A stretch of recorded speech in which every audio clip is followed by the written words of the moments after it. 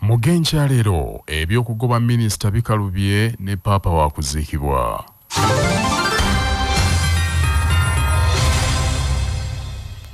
Yongedde ku nteekateeka ezikolebwa paalamenti ez'okujja obwesige minisita omubeezi w'eby'ettaka Pacis Namuganza era zirabise okuleetawo omuwaatu omunene wakati wa paalamenti n'essiga effuza erya executive.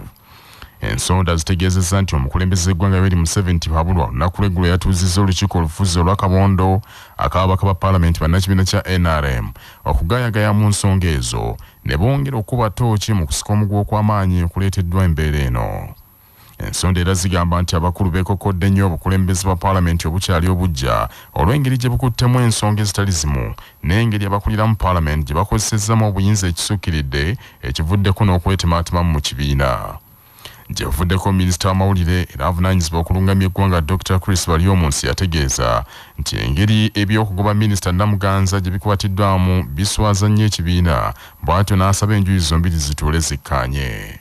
Ate omukulu Namuganza yagamba nti tewali musango gwakoze kujjako nti alina empalana ne sipiika wa paalamenti. Ebyo biswaza kubanga bamemba ba paalamenti tubeera abantu bakulu nabo mukkiriza. Abannayuganda baba basuubira ebintu ebibazimba si kugenda mu kayana the conflicts and so forth. Naye tekitegeeza nti tubeerawo nti tulina mpisa. Lulimi ki gw'okozesa ng'oba oyogera ku banne, mpisa ki z'oteekwa kubeera nazo mu paalamenti. So tetwagala oba oli minisita oba oli memba wa paalamenti okwonoona ekitiibwa kya paalamenti oba okubeera n'empisa ensiiwuufu ezitayamba bannayuganda. Naye kino twagala paalamenti amaanyi egateeke ku bintu ebiyamba omuntu wa bulijjo okulaba nti abantu baffe bafuna obuweereza. Naye ku nsonga eno kubanga minisita ainsistinze nti ekizibu kye kitakwatagana bulungi ne sipiika wa paalamenti, tujja kubatuuza ng'ekibiina ekya NRM tulabe nti bw'oba waliwo ensonga wakati y'abakulembeze baffe abo babiri tuzitereeze bakolagane wamu. Ensonga y'okugoba minisita Namuganza okumanya ekyagulumbya abakulu emitwe era ensonda zigamba nti kyawaliriza ne yali Ssaabaminisita Dr. Ruhakana Rugunda kuzingiramu n'omumyuka wa ssente w'ekibiina kya NRM Haji Moses Kigongo. Amyuka Nampala wabaka ba paalamenti bannakibiina kya NRM Tom Kinobere omu ku beetabe mu nsisinkano n'omukulembeze gwa agambye nti pulezidenti yabategeeza nti ensonga za Namuganza akyazeetegereza. Wabula agambye nti omukulu era yabatumye okugenda mu bitundu bye bakiikirira okwongera okuttaanya enteekateeka ez'okulambula kwagenda okulambula ng'alambula eggwanga n'okulaba enteekateeka ya parish development model weetuuse.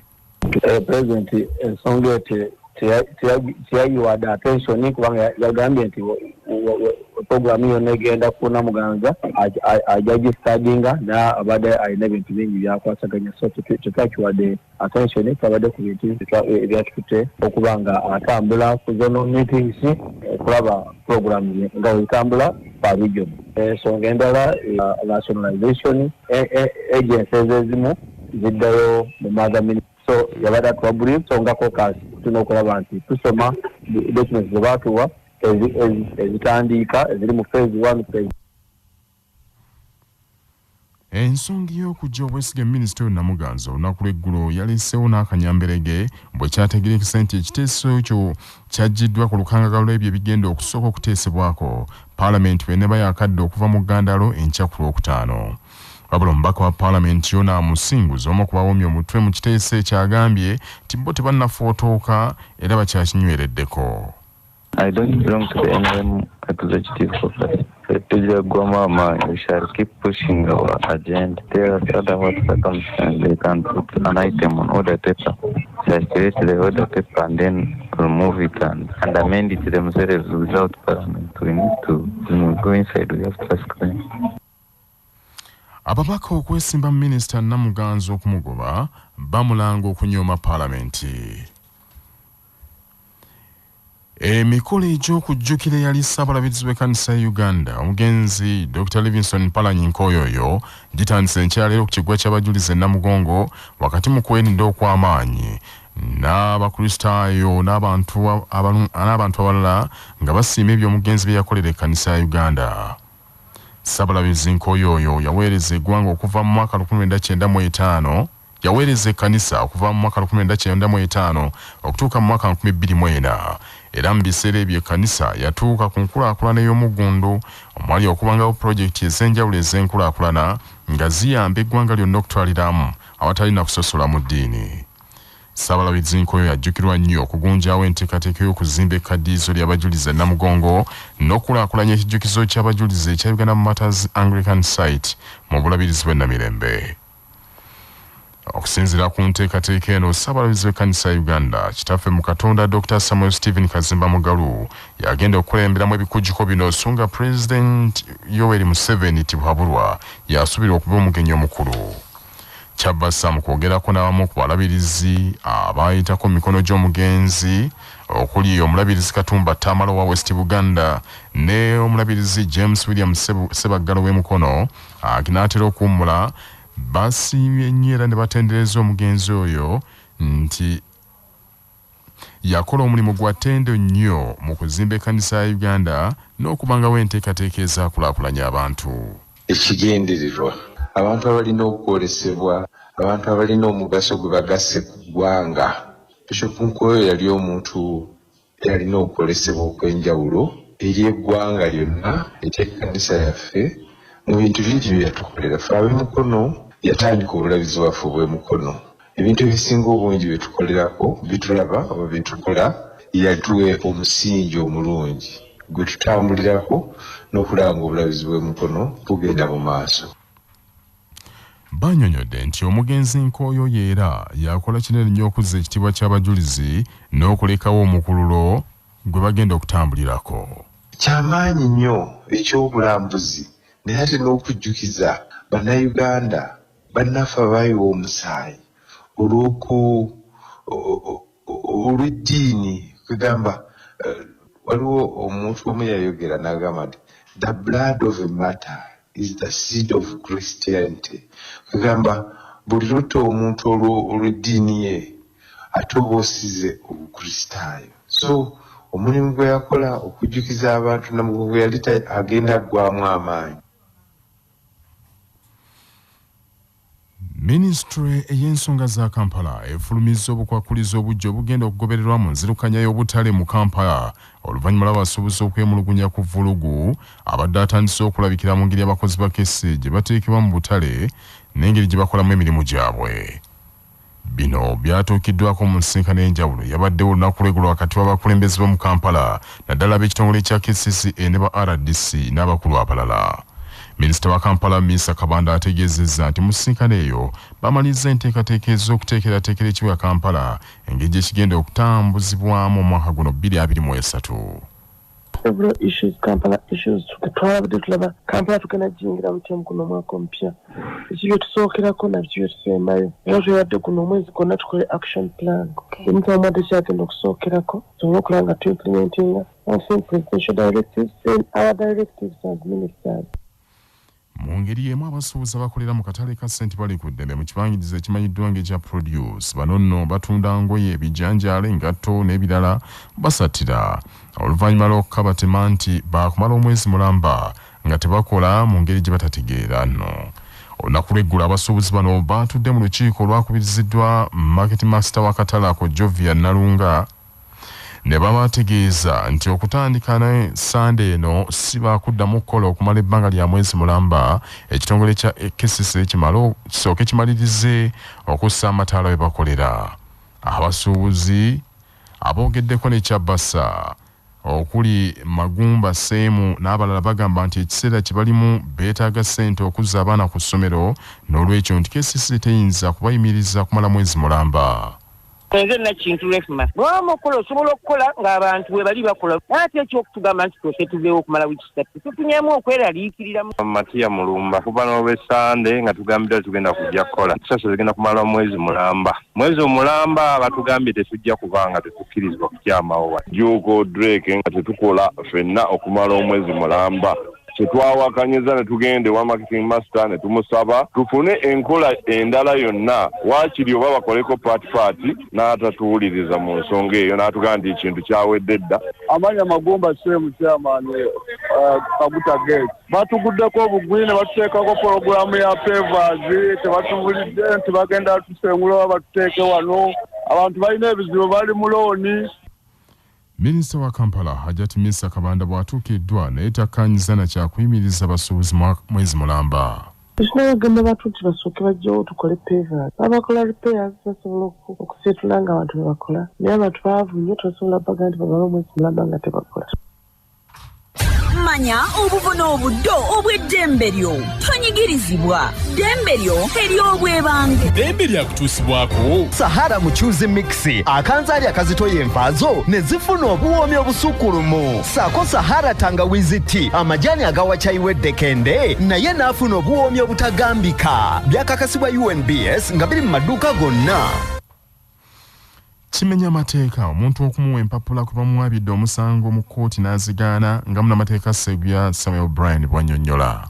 Etteeka liwa olukusa oyo abeera akuwaabidde empabize eyo okugiteeka mu mawulire era bwe agiteeka mu mawulire awo yo kooti eba emubalanga omuntu eyakuwadde empabize eyo. Ekyo kitegeeza omusango gugenda mu maaso gwe nga towuliddwa nga towaddeeyo kwewozaako okwo omusango gusinge ate bwe gukusinga ne bujja ne bakukwata tosobola kujja n'ogamba nti tebaazikuwa kuba olw'ensonga zaateekebwa mu mawulire. Kiba kitegeeza ne wooba go wali ayina ansa entuufu tekikyasoboka olw'ensonga nti empapula wazigaana. Bwe bakuloopa omusango empapula zifune teekamu okwewozaako okwo owoze. Ekyo kyekyoka ekiyinza okuyamba. Enteekateeka z'ekisaakaate eky'omwaka guno ziri mu jjiya nnene era abazadde bamaze okuleeta abaana abagenda mu kisaakaate wano ku mbuga ya Buganda enkulu Bulange Mengo bwe bagenda okuggyibwa okutwalibwa ekyaggwe gye banaasomera. Omulonkato Dance ali ku mbuga enkulu Bulange Mengo kaatubulira bigenda mu maaso. Olunaku olwaleero ekisaakaate kya maama Nnaabagereka Gatonnya 2023 kitandise era nga wano mu Bulange Mengo nga y'embuga y'Obwakabaka enkulu abantu ab'enjawulo omuli abazadde n'abakuza b'abaana ku mitendera egy'enjawulo baatuuse dda wano. Nnaabagereka maama Sylvia Nagina Luswata ng'asindika abasaakaate ku ssomero lya Muzza High School e Mukono. Abamu ku bazadde abeetabye mu kisaakaate ky'omulundi guno mwe muli omuyimbi Nakinkumisa Kisemakula ategeeza Kyabasa Famma nti ekimuwaliriza okuleeta abaana mu kisaakaate kwe kwongera okumanya ennono n'obuwangwa obwakabaka bwa Buganda. Bakulisa omwaka n'okubaagaliza omwaka omupya omulungi. Ekimu ku nsonga lwaki ndi wano ndeese muwala wange Nalwiso okwegatta ku bato banne mu kisaakaate mu ngeri y'okugoberera n'okuwagira enteekateeka za Buganda z'obwakabaka bwa Buganda, omwana okumanya ennono ye, omwana okumanya bakolagana batya n'abantu kuba ennaku zino abazadde waliwo emirimu gyaffe gye tulina okukola naye ngeri okukola gye kuli kungi eri maama ne taata olumu ebiseera tuba na bitonotono okuba nti nno tuzuula abaana baffe kati olw'enteekateeka maama gye yateekawo eno ennungi ensonga lwaki nange Nalwiso muleese. Mu mbeera y'emu ne bamusaayi muto nga be basaakaate abeetabye mu kisaakaate ky'omwaka guno 2023 bagamba nti basuubira bingi mu kisaakaate ky'olunaku olwaleero. My name is National Alexandria. What I expect in the Kisaakaate is a lot. I would like to learn how to cook because when I grow up, I would like to be a professional chef. And they say here they teach how to cook. So I'm happy that I'm here, that I'm going to fulfill my dream. Natongoros. Daigo kola mlimu okwochitibwako abantu abakulu. Nantongora Hailey Elizabeth. Just really got manners and how to cook. And no Uganda. Kula Kyabasa Famma nze Dennis Katoluwandaga mu abatuuze mu luka gwe Musa mu ggombolola y'e Kamengo mu disitulikiti y'Empigi baguddemu entiisa. Omuvubuka bwasse mukyala we n'oluvannyuma omulambo n'agusibira mu nju n'atsaako olwo n'assaako kakola tondeka nnyuma. Omusasi waffe Patrick Serugo kaagatuwe.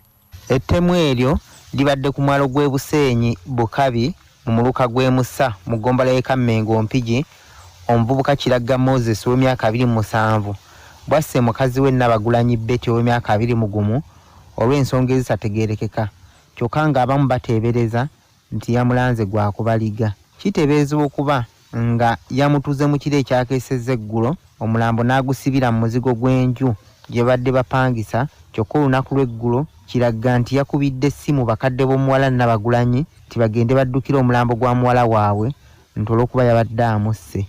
Abamu ku batuuze b'ekitundu ekyo eky'Ebuseenyi Bukabi bategeeza CBS nti olunaku lw'eggulo mu ssaawa ez'okumakya Kiragga Moses bwe yamaze okusibawo oluggi lw'omuzigo gwabwe n'ateekako kufulu yakutte kawala kaabwe ak'emyaka 4 n'akatwalira baliraana n'abasaba nti bagira bakamukuumirako nyina waako aliko we yabadde agenza akaleetera engoye kumbe olwo yabadde asala amagezi gaakudduka mu kitundu.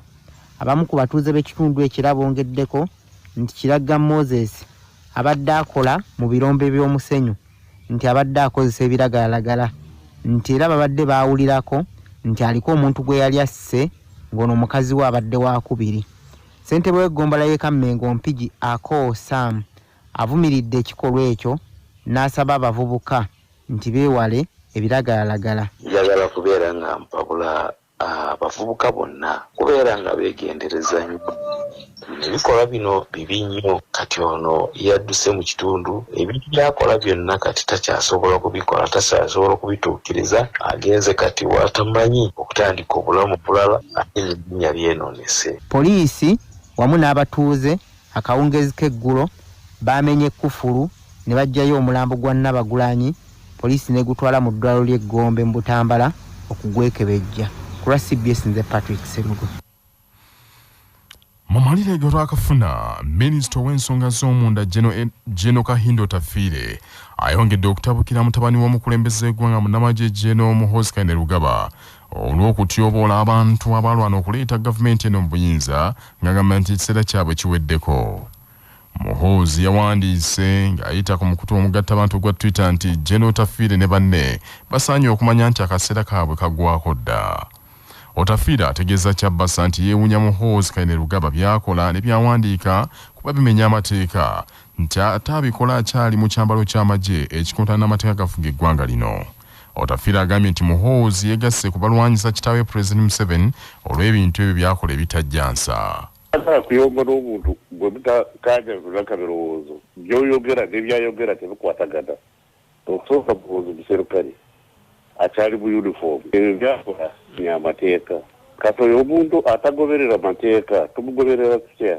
Njogera ng'omuntu wa NRM ow'ekibiina njogerera kibiina kyange kubanga ekibiina kyange nakirwanirira byayogera byenjogera n'ebyayogera tebikwatagana bakola byabwe nebizimba ggwanga. Twalwanirira demokrasi tuyomba mu demokrasi tuyomba ne Kyagulanyi naye tubeera ku musingi gwa demokrasi. Nkugamba bw'oba oyagala kucyalenjinga kandidate waffe wesimbewo tuwungule omuntu wabanga ayogera ku mazzi n'omulala ng'ayogera ku motoka musanganawa simanyi oba akiraba nti byakola byebirwanyisa kitaawe eggwanga lisifaamu. Kinajjukirwa nti gye buvuddeko Meja Jeno Otafiire yategeeza nti waakuwangula Muhoozi Kainerugaba mu kulonda kwa bonna okujja 2026 singa yeetantala okwesimba ku kitaawe Museveni bo gwe bawagira. Byaliwo bibaddewo ate nga bikyabaawo naye nga tonneerabira ffe ka tubikujjukize nawe bituuse mu kanyomero kaffe nga tonneerabira. Sabbiiti ewedde mu katundu kaffe nga tonneerabira twakutuusaako engeri ekibiina kya bodaboda 2010 gye kyatandikibwamu n'engeri gye kyali kikolamu emirimu gyakyo. Mu kitundu kino ekyokubiri olwaleero munnamawulire waffe Lubega Mudashiru Kyewalyanga alaga abaali abakulembeze mu kibiina kino ku mulembe gwe yali Ssaabaduumizi wa poliisi ya Uganda Edward Kale Kayihura abaakwatibwa ekitongole ky'amagye ekikese kya Semwai na biki bye baakola oluvannyuma lw'okuteebwa okuva mu makomera. Ng'ennaku z'omwezi 22 Desemba omwaka oguwedde twayogera ku nsonga za boda 2010 n'abakulembeze baayo. N'olwaleero tukomyewo okulambululira olw'okuba mulimu gwa boda mulimu emivuyo mingi omuli okubba abantu okubakolako ebikolwa ebitali birungi n'ebiringa ebyo. gavumenti etaddewo enteekateeka ez'enjawulo okulaba ng'etereza omulimu gwa bodaboda. Minisita wa Kampala Hajat Misa Kabanda yalagira ekitongole ekiddukanya ekibuga ekya KCCA okuwandiisa ababodaboda bonna okubakolera enteekateeka ennungamu. KCCA ekola registration eri massive tubala okumanya ababodaboda bameka be tulina mu Kampala. Ababoda basabibwa sirinsi 60,500 okwewandiisa, kyokka enteekateeka eno teyajjumbirwa era wano gavumenti yalonze abantu 15 okuva mu babodaboda abagenda okugiyambako okutereeza omulimu guno. Minisita omubeezi owa Kampala Kyofa Togabye Kabuye agamba nti ababodaboda abanaba basunsuddwa baakusomesebwa engeri gye balina okweyisaamu omulimu gwabwe. Mubadde mwewangulidde ekirabo ky'okuvuma awamu n'empisa embi nga muli ku nguudo. Guno si mulimu gwa nkomeredde era gwa lubeerera. Tugenda kusomesa n'engeri y'okukyusaamu ebyenfuna. Kati bw'ovuga booda emyaka 6 oba 10 gundi senguka kuba bamu bafuuse ebya myaka 5 bafunye n'abazzukulu ali ku kabooda jjajja bamulaba awugula abantu avuma ayogera eby'abavubuka. Mu katundu kaffe nga tonneerabira tukuleetedde olukalala lw'abakulembeze ba bodaboda 2010 abaakwatibwa ekitongole kya CMI gye buvuddeko na biki bye bakola. Joel Kibirige yali asinga okutiibwa mu bodaboda 2010 kati yalondebwa ye mwogezi wa bodaboda mu divisioni y'e Rubaga. Joseph Nsindaazi eyali ssentebe wa bodaboda 2010 e Makinje ono yawummula omulimu gwa bodaboda. Antanas Kafero eyali amyuka ssentebe wa bodaboda Ajab Abdallah Chitatta ate era nga ye yali omwogezi wa bodaboda 2010 ono naye yawummula omulimu guno. Rashid Kawawa omu ku bakulembeze ba bodaboda 2010 ataakwatibwa CMI ono akyali ye Nakawa era y'omu ku bakulembeze ba bodaboda mu kitundu ekyo.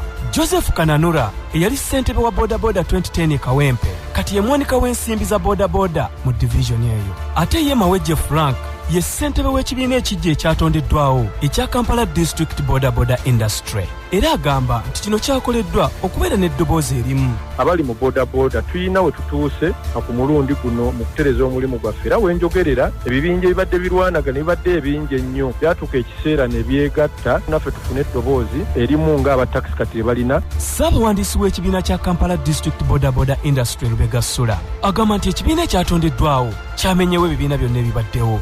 Tewakyaliwo century, tewakyaliwo 2010 bodaboda okutendekebwa tukyusa mindset z'abannaffe abamu banywi babiragalalagala bw'ava eri ayingira bodaboda. Nkimanyi oli mu kwebuuza Hajj Abdallah Chitatta nga simwogeddeeko ku lukalala lw'ensoose na biki byakola mu kaseera kano. Ono yaddeyo mu byobufuzi era ye ssentebe wa NRM e Rubaga naye ate alinamu embiranyi n'obutakkaanya n'omubaka wa pulezidenti mu kitundu ekyo. Tusaba bakama baffe batugire RCC wa Rubaga omukulu bamuyita Bulola Anderson olw'enneeyisa embi enkola gy'akolamu emirimu gye nga nakasookedde ajja mu Rubaga wano ffe tetumulabangako tetumumanyi nga chairman wa district omukulu Anderson Bulola RCC wa Rubaga twamugobye mu Rubaga ng'ekibiina tetwagala kuddayo kumulabako mu Rubaga. Kyokka ate wabaddewo ebiyitingana nga Hajj Abdallah Chitatta wayina enteekateeka y'okudda mulimu gwa bodaboda era Lubega Sula Kiwi alina obubaka bwamuwadde. Nekyamazima ali mu lukwesikwesi lwakuddademu ayingire mu bodaboda nebyo byatugwa mu matu. Omusajja yamanya nti abasajja tetutudde gye tuli tetukyamwetaaga mu industry ya bodaboda era nga nkiddamu tujja muwagira mu birala naye bya bodaboda byesonyiire ddala. Ayagala ntalo kuba tubakyali attibwa tubakyali pike. Nze Lubega Mudashiru Kiwalyanga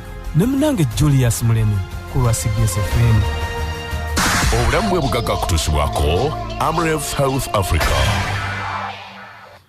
Dr. Tom Senkungu annyonnyola by'olina okulya okwewala omugejjo. Omuntu yenna kyalibadde kirungi okubeera omulamu alina okulaba nga alya bulungi.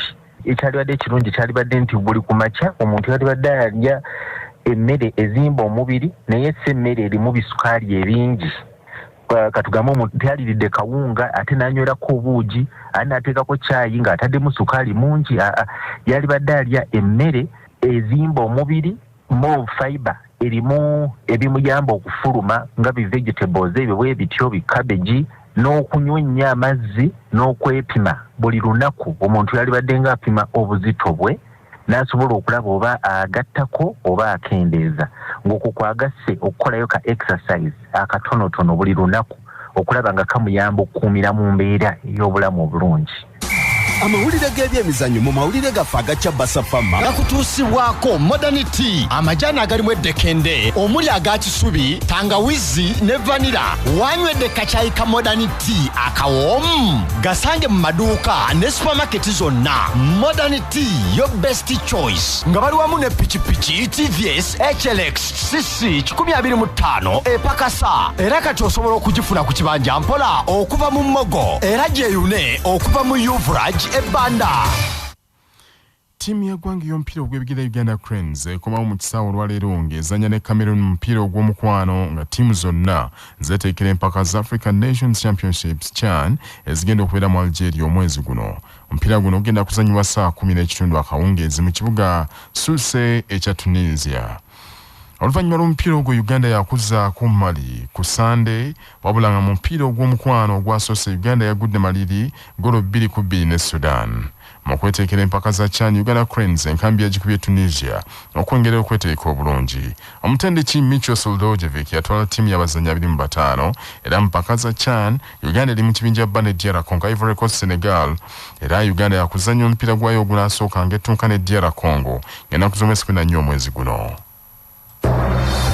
Amawulire okuva ebweru w'eggwanga gakutuusibwako ebbaati lya Orient Tiles eryakasabukululwa aba Uganda Baati liri mu kika ky'ettegula erinyumisa ekizimbe ate nga pangaazi mu langi ez'enjawulo. Orient Tile likoleddwa mu tekinologiya omupya ng'era bali wamu ne Imara Hotel ekyengera mugongo ng'okyamidde ku lw'e Masaka we mufunira empeereza ez'omulembe zonna ez'ebya woteeri n'akamwenyumwenyu. Essimu 0750 598 0 Eyaliko Papa Benedict XVII olwaleero lwaziikibwa ku mukolo ogusubira okuba ogw'ekimpowooze mu kibangirizi ekya St. Peter's Square e Roma mu lubiri olw'e Vatican.